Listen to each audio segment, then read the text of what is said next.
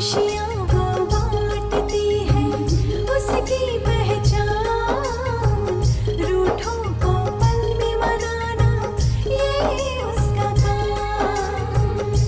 ना जाने कब कहाँ मिलेंगे, इस सिया को उसके राम। सिया राम, सिया राम, सिया राम, सिया राम, सिया राम, सिया राम, सिया राम, सिया राम, सिया राम, सिया राम, सिया राम, सिया राम।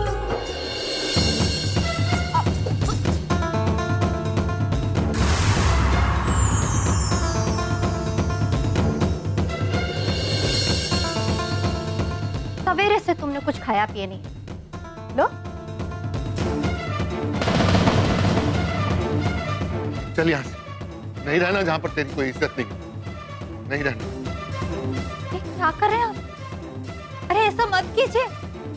अरे हमारी बात सुनिए।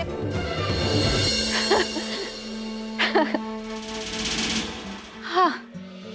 जय मंजरी माता, बोलो जय मंजरी माता। जो तुम्हारे मन में आए वो सच हो जाता। अरे मंजरी माता की जय हो। अब ये नौटंकी बंद करो। बहुत हो गई हमारी तारीफ। चलो करिश्मा की चाची को फोन लगा और उनको बोलो कल हमसे आके मिलेंगे। रुद्र के लिए ई घर में वही लड़की आएगी जिससे हम चाहें। चट मंगनी पट ब्याह करेंगे हम अपने रुद्र से। हाँ मान गए जीजी, का दाव खिलाया आपने। अरे वो बेचारी का तो एक दिन भी ना बीता था इस घर में। जो काम हलवे ने ना किया वो एक गिलास दूध ने कर दिखाए। जीजी वैसे वो दूध में क्या मिलाए थे जो हम हिलाए थे? काहे? तुमको भी पीना है का? अरे नाना, राम राम राम। अरे हम तो बिना पिए ऐसे ही पूरा दिन बड़बड़ाते रहते। अगर ऐसा वैसा कुछ पी पा लिए ना तो पता नहीं क्या हाल होगा हमारा। पर जीजी आपने उस लड़की को इस घर से जैसे रफा दफा कर दिया ना, सच में मजा आ गया। हाँ बड़ी आई थी सीता बनने, अब तो उसको ना रामलीला में कोई हिडम्बा का भी रोल ना दे। पर जीजी मान गए आपको। मानोगी कैसे नहीं? इतने सालों का तजुर्बा जो है हमको। सालों साल पहले जो इतना बड़ा कांड किए थे ना, उसकी भनक तक नहीं लगी आज तक किसी को। तो ये तो मामूली सी बात है हमारे लिए। जी हम कहते हैं कि आपका जो राज है ना वो राज बन के रहे ना तो ही आपके लिए अच्छा है। अगर गलती से वो राज खुल गया ना तो आपके साथ क्या होगा ना वो सोच सोच के ही हम तो डर जाते हैं। तुम एक नंबर की पकलोल ही रहो। अरे जब वो राज आज तक नहीं खुला तो अब क्या खुलेगा? अब तो ये राज भगवान के घर में जाके स्वर्ग में ही खुलेगा। पर जीजी तुम नरक में चली गई तो फिर तो ये राज अगले जन्म में ही खुलेगा। और क्या पता अगले जन्म में भगवान आपको क्या बना दे।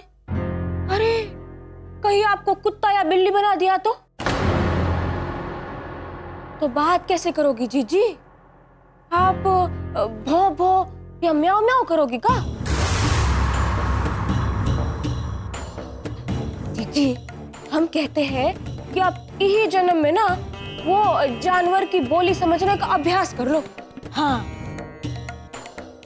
अरे कल करे सो आज कर, आज करे सो हाँ। खींच के एक चप्पल मारेंगे तुम्हारे मुंह पर, सातों जन्म सुधर जाएगा तुम्हारा। बड़ी आई हमें कुत्ता बिल्ली बनाने वाली।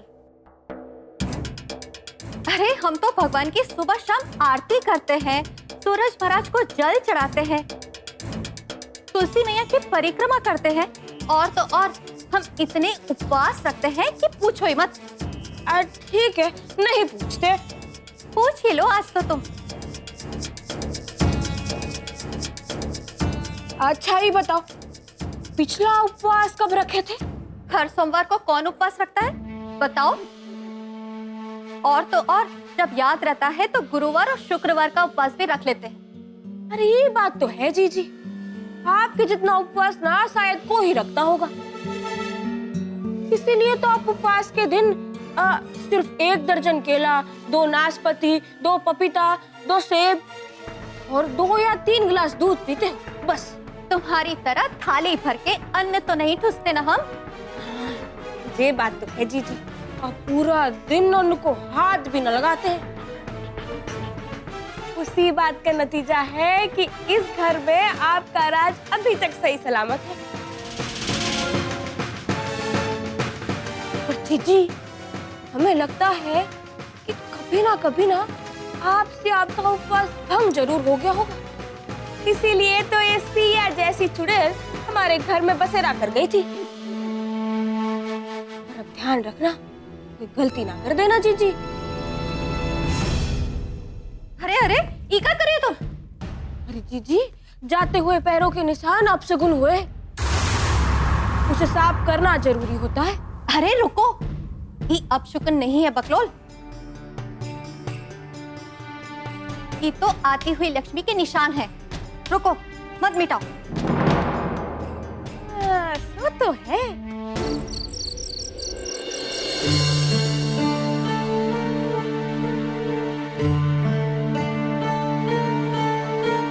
ये क्या किया आपने? हमने तो आपको सिर्फ उसे पग फेरों के लिए लाने के लिए कहा था, पर आप उसे हमेशा के लिए उठा लाए। आपने बहुत गलत किया, आपको ऐसा नहीं करना चाहिए था। आपने जल्दबाजी में जो कदम उठाया ना, उसका नतीजा हम सबको भुगतना पड़ेगा।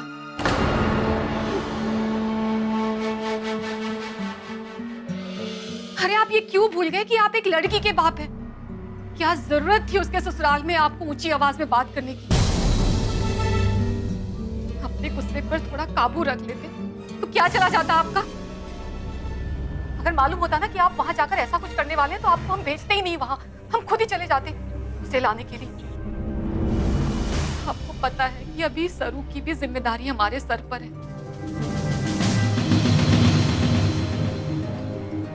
आपने ये नहीं सोचा कि बड़ी बहन ससुराल छोड़कर अगर मायके में आकर रह जाएगी तो छोटी बहन से कौन शादी करेगा?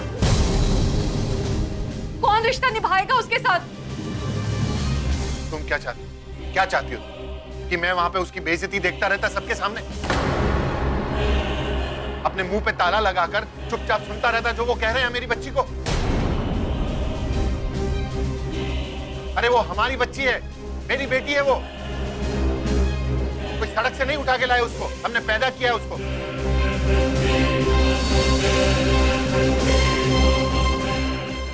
शादी हो जाने के बाद ना उसका नसीब उस घर से जुड़ चुका है और उसके ऊपर अब ससुराल वालों का ज्यादा हक है। अब हमारा उस पर कोई हक नहीं रहा। सच्चाई ये है कि लड़की जब घर से विदा हो जाती है ना तो ससुराल ही उसका अपना घर हो जाता है। अब ये घर सिया का नहीं रहा। कैसी बात कर रही हो तुम? ऐसी हालत में उसे वहां छोड़कर आते, वो यहाँ नहीं आएगी तो कहाँ जाएगी? कैसी माँ हो तुम? 9 महीने इस बच्ची को अपनी कोख में रखा और अब उसके लिए ऐसा कह रही हो? हाँ माँ, मैं ये बोल रही हूँ क्योंकि मैं एक माँ हूँ और जब माँ एक बेटी को जन्म देती है ना तभी वो जान जाती है कि उसकी बेटी का जीवन कैसा होने वाला है। चाहती तो वो ये है कि अपनी बेटी के जीवन के रास्ते में फूल बिछा दे, पर वो जानती है कि उसकी बेटी के रास्ते में सिर्फ कांटे ही होंगे। और मैं भी सिया की माँ हूँ। मैं जानती हूँ कि सिया मेरी बहुत समझदार और बहादुर है। वो अपने आप को और अपने ससुराल वालों को कैसे भी करके संभाल लेगी।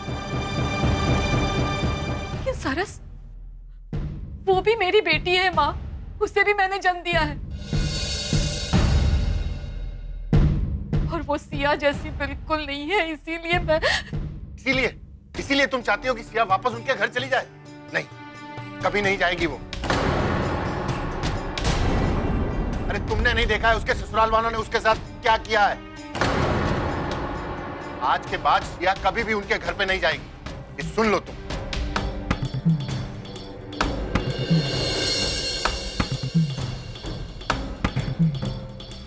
सिया दी अब जग गए।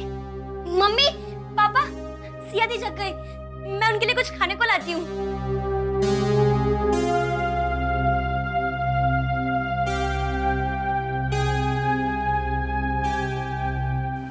बच्ची कैसे हो? सिया, अब तू यहीं रहेगी हमारे साथ, इसी घर। तेरा भी तो घर है ना बेटा। रात, अब हम सबको सोना चाहिए। सिया से हम कल बात कर लेंगे। सो चलिए।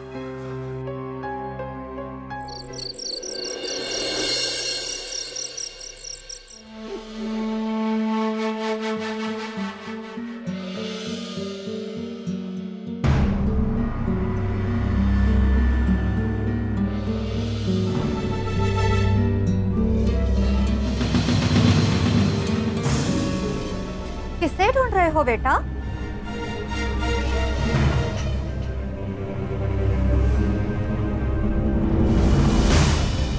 वो अम्मा, वो लड़की। अब का बताएं बेटा, चली गई। चली गई? लेकिन कहाँ है? हमारा मतलब कैसे? पूरे मोहल्ले की औरतों के सामने हमारी बेइज्जती करा के मुंह दिखाई की रस्म में शराब पी के बैठी थी। हमें तो पता ही नहीं था, वरना हम रस्म टाल देते। कहाँ बात कर रही हो अम्मा? वो लड़की और शराब? वो भी थोड़ी सी नहीं बेटा, पूरे नशे में धुत बैठी थी। पता नहीं उसे शराब कहां से मिल गया। अपने मायके से लेके आई। और तो और बेटा, जब उसकी इस हरकत पर मोहल्ले की औरतों ने उसे समझाने की कोशिश की, तभी उसका बाप आ गया उसे विदा कराने। हम तो मेहमान समझ के चुप रह गए, पर उन्होंने हमारे पूरे खानदान की बेइज्जती करने में कोई कसर नहीं छोड़ी। हमें तो यकीन ही नहीं हो रहा कि इतना सब कुछ। तो क्या हम झूठ बोल रहे हैं? हम अपने बेटे से झूठ बोलने का हमको क्या जरूरत है? ठीक है, अगर फिर भी तुमको यकीन नहीं हो रहा तो मोहल्ले में जाके पूछ लो। नहीं, वो बात नहीं अम्मा। हम तो ये सोच रहे हैं कि बातें तो बड़ी बड़ी करती है वो, पर हरकत इतनी घटिया। छी। अरे बेटा, अब छीछा करने की कोई जरूरत नहीं। अरे अच्छा हुआ वो लड़की इस घर को छोड़ के खुद ही चली गई। और तू भी तो उसे इस घर में देखना नहीं चाहता था ना। अब तू फिक्र मत कर, हम तुम्हारे लिए ऐसे दुल्हन ढूंढेंगे कि पूरी दुनिया देखती रह जाएगी। इस या तो उसके सामने पानी भरेंगे, पानी। ऐसा कुछ नहीं होने वाला। मैं तुमको आखिरी बार चेतावनी दे रहा हूं कि ऐसी कोई गलत हरकत कर भी मत देना। और रही बात सिया की, तो उसे मैं अच्छी तरह से जानता हूं। वो शराब को हाथ भी नहीं लगा सकती। इसमें जरूर किसी और का हाथ है। और ये जो घर में तमाशा हुआ है ना, इसकी वजह सिया नहीं, कोई और है। और इसका पता तो हम लगा ही लेंगे बहुत जल्द। और जिस वक्त हमने ये पता लगा लिया, वो इस घर से बाहर होगा। और आप लाट साहब, कल सुबह सिया के घर जाकर उससे माफी मांगकर उसको वापस लेकर आइए। समझ गए ना? हम किस बात की माफी? हमने कहा किया कि जो भी सब कुछ यहाँ हुआ उसके जिम्मेदार हम नहीं है। बल्कि हम तो खुश हैं वो इस घर से वापस अपने घर चली गई, वरना एक ना एक दिन तो हम उसे इस घर से भगा ही देंगे। और आपको उसको इतना तवज्जो देने की जरूरत नहीं है, वो इस घर के लायक ही नहीं थी।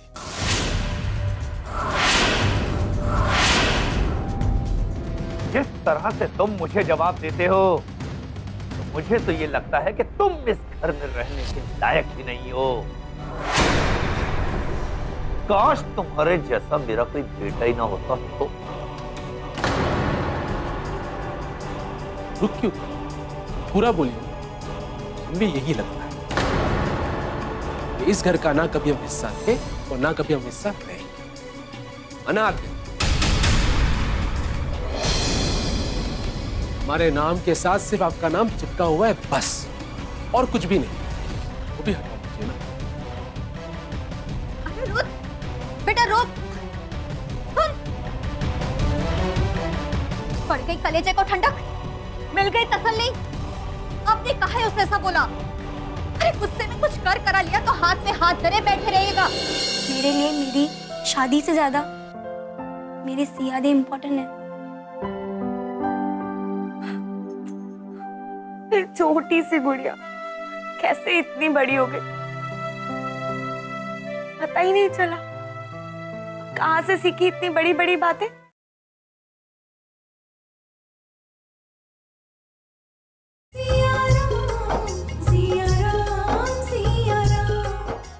आपने कहा है उसने ऐसा बोला। अरे गुस्से में कुछ कर करा लिया तो हाथ में हाथ धरे बैठे रहिएगा। तुमने देखा नहीं वो कैसे बात कर रहा था हमसे? बेटा है वो हमारा, बाप नहीं। उसी बेटे की बिना मर्जी के आप उस लड़की को इस घर की बहू बनाकर लेके आए। मैंने आपका साथ दिया, उस लड़की को माँ जैसा प्यार दिया। उसकी वजह से मेरी इतनी बेइज्जती हुई, पूरे मोहल्ले की औरतों के सामने उसका बाप मुझ पर थूक कर गया है। आप चाहते हैं कि वो लड़की इस घर में आए? आज पहली बार हमें ये एहसास हो रहा है कि हमारा बेटा कहीं से गलत नहीं है। और हाँ, अगर हम उस लड़की को वापस निभाने गए भी तो भी उसका घमंडी बाप हमें खाली हाथ भेज देगा। वो बोल कर गया है कि अब मैं अपनी बेटी को इस घर में वापस नहीं भेजूंगा। इसीलिए अब उसको भूल जाइए। अपनी महानता दिखाते हुए आप लेके आए थे ना उस लड़की को इस घर में, क्या नतीजा निकला? ले गया ना उसका बाप उसे वापस। इसमें कोई हल निकलने वाला नहीं है। आप हाथ पैर छूकर बार बार उस लड़की को इस घर में वापस लाते रहेंगे और उसका बाप घसीट के उसको ले जाएगा। बाप बेटे की इतनी मोहब्बत तो हमने आज तक नहीं देखी। भगवान बचाए ऐसे लोगों से। तो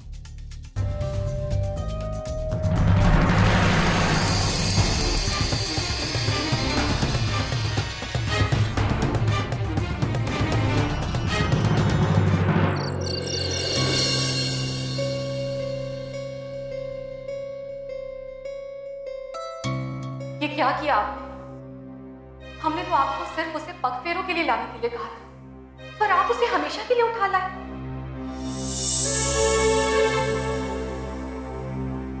आपको पता है कि अभी सरू की भी जिम्मेदारी हमारे सर पर है। और आपने ये नहीं सोचा कि बड़ी बहन ससुराल छोड़कर अगर मायके में आकर रह जाएगी तो छोटी बहन से कौन शादी करेगा? कौन रिश्ता निभाएगा उसके साथ? हो जाने के बाद ना उसका नसीब उस घर से जुड़ चुका है और उसके ऊपर अब ससुराल वालों का ज्यादा हक है।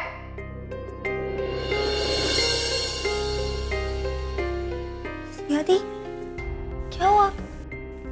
कुछ नहीं, बस ऐसे ही।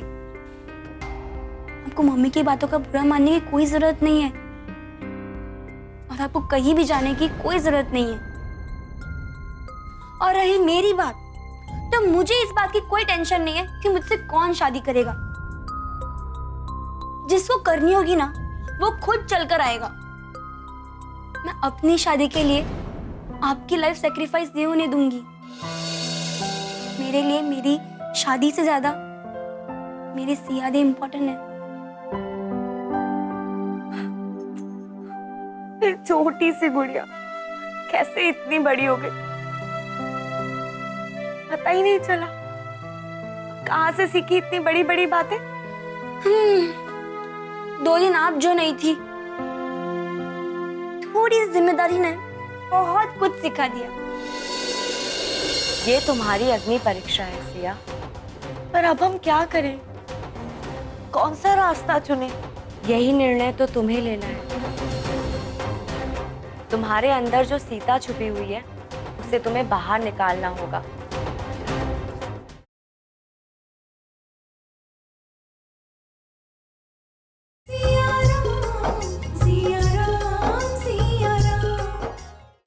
इतनी जिम्मेदारी ने यह भी समझा दिया कि जिम्मेदारियां इंसान को कितना कुछ सिखा जाती है। फिर ना मुझे घर का कुछ नहीं पता था। किचन में कौन से डब्बे में कौन सी आइटम रहती है, मुझे इन सब के बारे में कुछ नहीं पता था। घर की छोड़ो, मुझे तो अपने कपड़े, अपनी किताबों के बारे में भी आपको या दादी से पूछना पड़ता था। लेकिन अब पूरे घर के हर एक सामान से लेकर मेरे सामान तक सबके बारे में मैं आंख बंद करके बता सकती हूँ कि कौन सी चीज कहाँ पर है। तुम बड़ी नहीं, बहुत समझदार भी हो गई हो। पर अब चलो, लाइट स्विच ऑफ करो और सो जाओ। बाकी की बातें हम कल करेंगे, ठीक है? सिया दी, मुझे वो लोरी सुनाइए ना जो माँ सुनाया करती थी, प्लीज। अभी तो तुम बड़ों वाली बातें कर रही थी, फिर से छोटी बच्ची बन गई। आपके लिए तो मैं हमेशा छोटी रहूंगी ना। सरस, तुम सच में बहुत बड़ी हो गई हो। अब ये बड़ी छोटी छोड़िए, मुझे लोरी सुनाइए ना प्लीज। अच्छा, सो जा गुड़िया तू सो जा, सपना देखा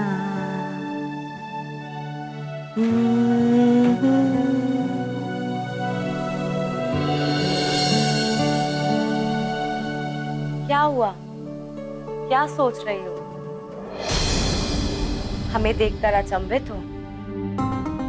हम तो हमेशा से तुम्हारे अंदर ही थे। कभी सिया, कभी सीता। हर युग में लाखों सीताएं पैदा होती हैं, पर हर सीता वैसा जीवन नहीं जी सकती जैसा वो जीना चाहती है। पर तुम उनमें से नहीं हो। तुम एक निडर लड़की हो, और हर औरत को अपने जीवन में कई अग्नि परीक्षाएं देनी पड़ती हैं। और आज तुम भी सिया उसी चौराहे पर खड़ी हो। ये तुम्हारी अग्नि परीक्षा है सिया। पर अब हम क्या करें?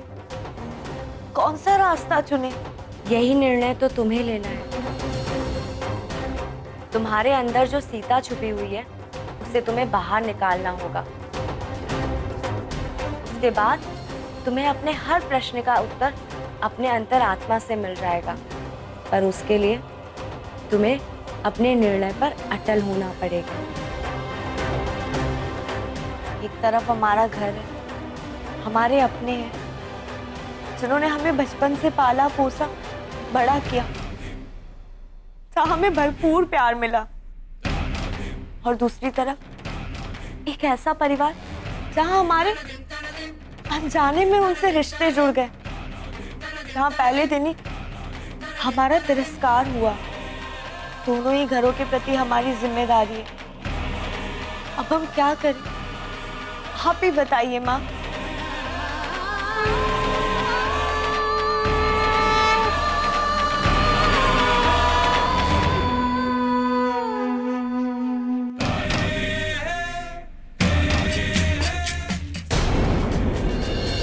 देख बेटा, कल मैंने जो कुछ भी कहा वो जमाने के डर से कहा कि लोग क्या कहेंगे, तरह तरह की बातें बनाएंगे तुम्हारे बारे में। क्योंकि जब एक शादीशुदा लड़की ससुराल छोड़कर मायके में बैठ जाती है ना, तो लोग उसे ही दोषी मानते हैं, चाहे ससुराल वाले कितने भी गलत क्यों ना हो। आप हमें आशीर्वाद नहीं देंगी? हाँ,